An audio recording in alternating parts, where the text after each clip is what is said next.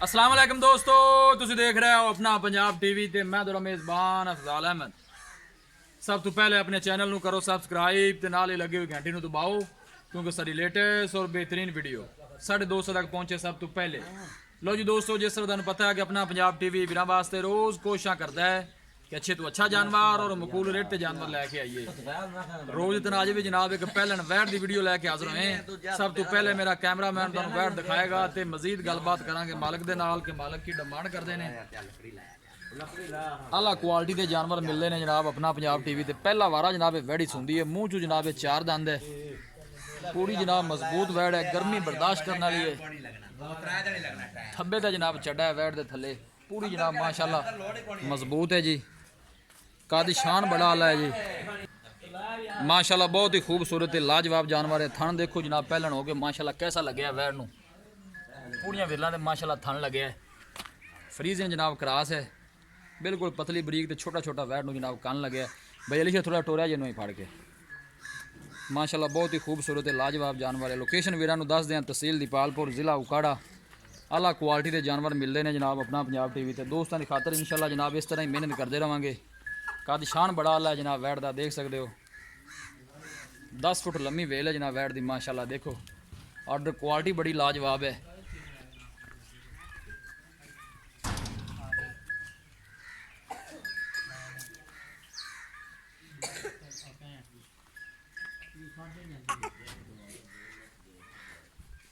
पहला वारा जनाब इन्हें सुना है, मूँह चू चौकी है जी, 4 दंद है।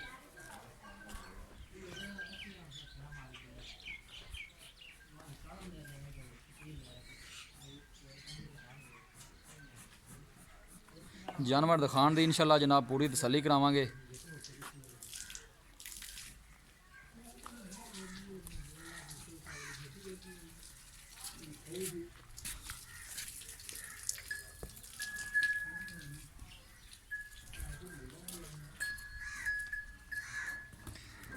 अल्लाह के फजलो करम के नाल अपना पंजाब टीवी की टीम इस तरह जनाब वर्क करती रहेगी।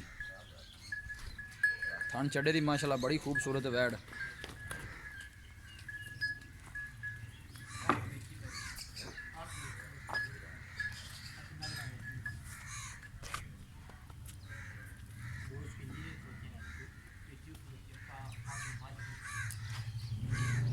पूरी माशाल्लाह मजबूत वैड़ है जी।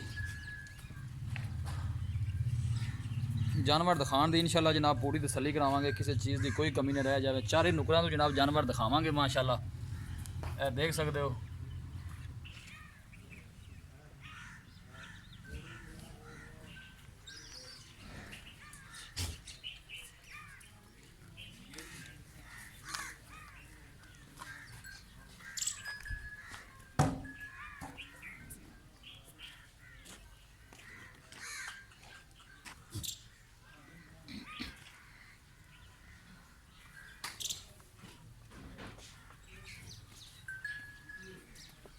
मुंह खोल खाली से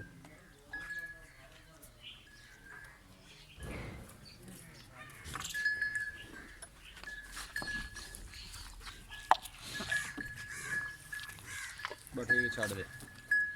पहला वारा है जी, मूँह चू 4 दंद है। लो जी दोस्तों, वैड़ दिखा दी है तो मजीद गलबात करने मालिक दे नाल कि की डिमांड करते हैं, कि हिसाब किताब है जी।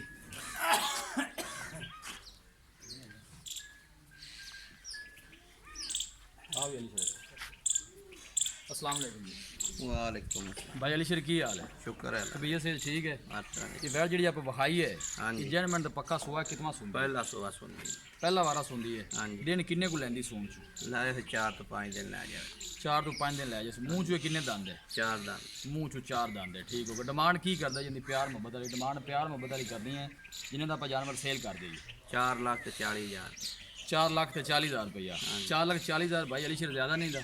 नहीं सही है, वैड भी चौकी चंगी। वैड़ माशाल्लाह चंगी है, मैं तरीफा भी कर दी थोड़े कहने तो अलावा। हाँ जी हाँ जी। फाइनल जे पहले दसो कि इस तू घाटा पर नहीं देनी, इको मुल करो।